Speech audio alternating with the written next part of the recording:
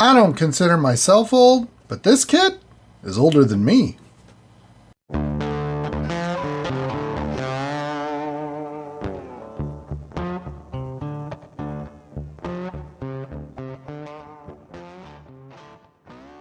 On today's episode, I'm going to be building this vintage kit from Revell. It's a 1/32 scale Sunbeam Alpine. My brother-in-law Kevin picked this up, I believe, at a garage sale down in California and brought it up for me, so thank you, Kevin. And it is a very old kit. The copyright on the box is 1968, but according to ScaleMates and the research that I did, this kit was originally stamped out in the early 60s. And on ScaleMates, it just says 1906 star. So that means I don't think they're really sure of the year it actually came out. But it is an old kit. It also was released as a slot car kit, apparently, where you could build the body and then snap it onto a slot car chassis and run it on a slot car track. When I was a kid, we actually had some of the, we had a slot car set like this that was the, bigger scale, not the little normal scale like you see today. And those were a lot of fun. So this kit's actually in pretty good shape. The box is a little more worn, but not the outside of the box. The inside box is pretty worn. Here's some on the side, some other models that they had. A little bit about the Sunbeam here and the model you can build. So let's open this up and take a look. This kit was not sealed when I got it. It had already been opened, and as you can see, the box is kind of coming apart. A lot of the parts are loose on the trees, but we've got some seats. We've got we got a full engine. It's pretty small, but it's pretty well detailed. Springs, another seat dashboard. So you can build this kit with the steering wheel on the right side or the left side. The wheels and tires are plastic and they're molded in one piece. That one just came off the tree. The interior tub, again, a little bit of detail inside there. The body, it's small. It's got some detail on it. It says Sunbeam there and the little badge. Got a gas cap, more badging, and some flash, but not bad overall. So this should be fun. The chassis here, some detail on the bottom. It's probably just going to be a straight axle installation. No big deal. We got a chrome tree. The chrome tree is not bad considering the age of this kit. I will be removing some of the chrome off here. And we'll make that look good. There's our windshield there. Here we have, not sure what that is. I think that's the header part for the firewall, maybe. We got a one-piece hood here with an emblem on it. No detail underneath. Here we have our instructions. There's the engine going together first. The rear axle and the wheels. The engine, chassis, front suspension, tub, body. Oh, that part is the rear valance there for the back of the body. And then we'll finish it up, and we'll finish it up with the window. The windshield is just a clear piece of plastic, and there is a cutting diagram here that we'll use to cut the plastic out and then place it in as the windshield. So, all right, so this kit looks like it's going to be a lot of fun. Now, when my brother-in-law Kevin actually brought this up to me, my other brother-in-law Michael was here at the same time. And cool story, my brother-in-law Michael, one of his first cars was an old Sunbeam. It had been modified. It had actually a Toyota 20R engine in it. And I had helped him work on that a lot. And unfortunately, it was wrecked. But he really, really loved that car. And he actually sent me a picture of his car, which I'll pop up on screen here. So he thought this was the coolest thing to have a kit of his old Sunbeam. So what I'm going to do is I'm going to build this on the channel, and I'm going to build it to replicate Michael's Sunbeam. And then when I'm done, I'll put it in a nice little case or something, and I'll give it to him for his office. And I just think that's pretty cool, and I think you'll like it, and I really like doing that for folks. So, all right. Without further ado, let me grab some cutters and sandpaper and get to the build.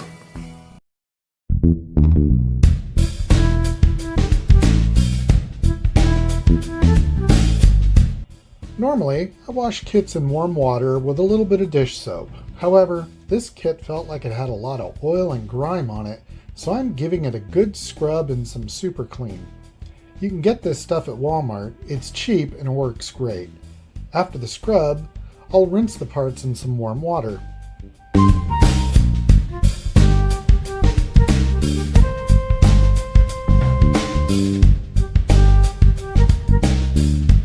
I also use Super Clean to remove the chrome from parts. It works fast and removes the majority of it within just a few minutes. After I'm finished scrubbing it with an old toothbrush, I'll follow it up by rinsing the parts in warm water.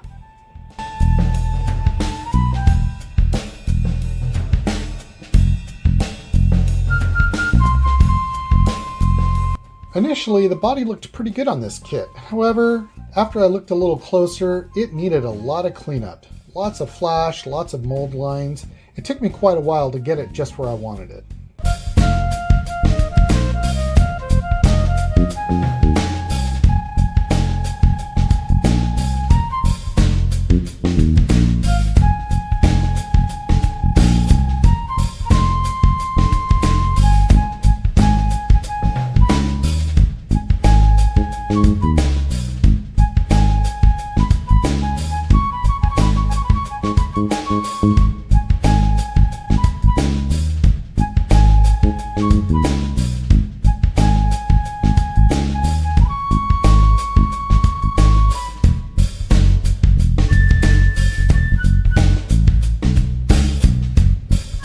With the exception of the body, the rest of the parts just required some basic cleanup, so overall, not too bad.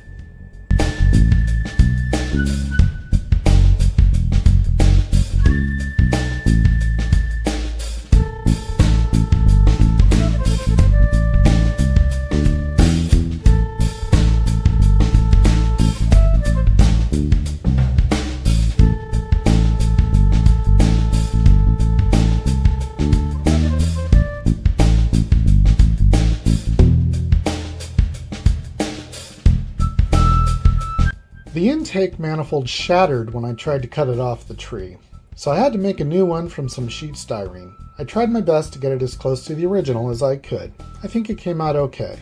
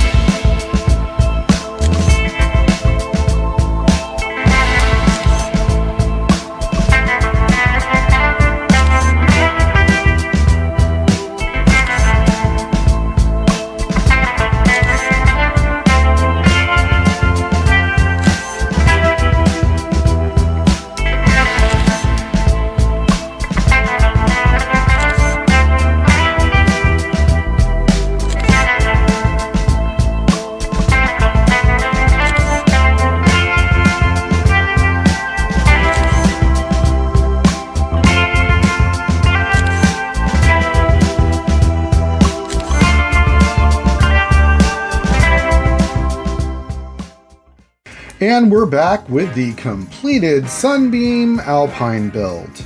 So as I stated in the intro, I was building this car to resemble my brother-in-law's Sunbeam that he had when he was young. And I think I nailed it. I'll pop up a picture of his car here somewhere so you can check it out.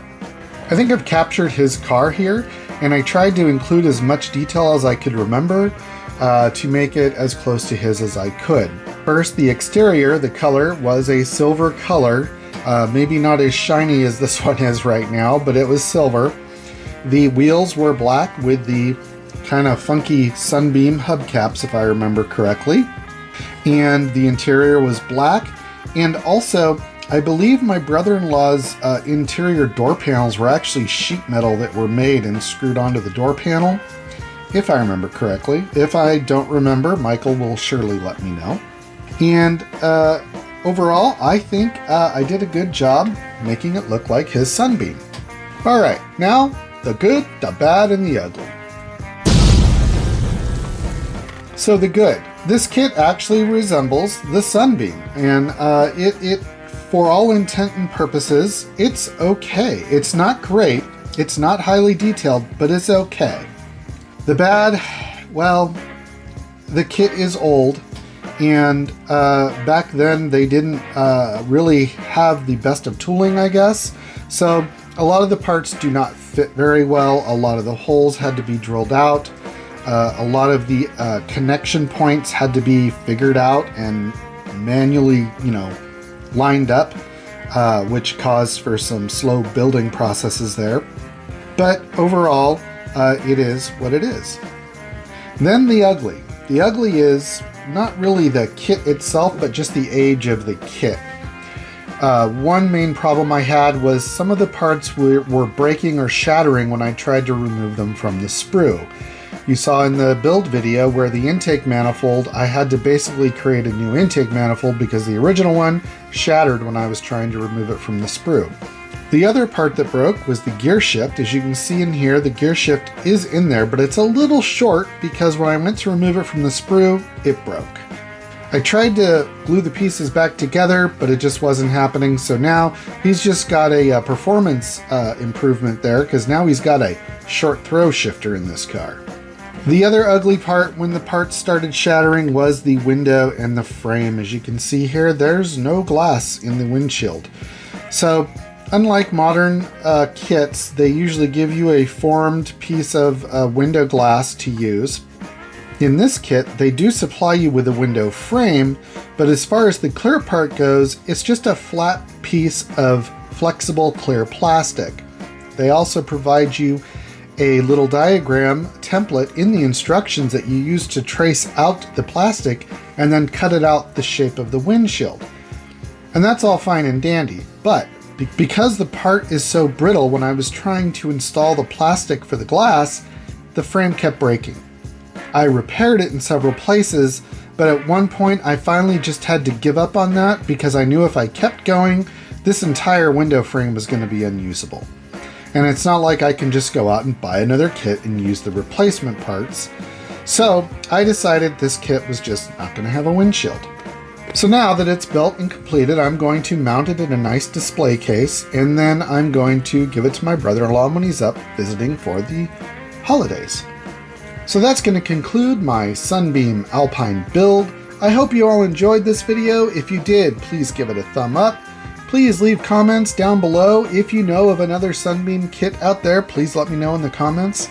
And as always, if you haven't already subscribed, please subscribe to the channel. I'd really appreciate it. It does help the channel out. So until next time, friends, just be safe out there and go build something.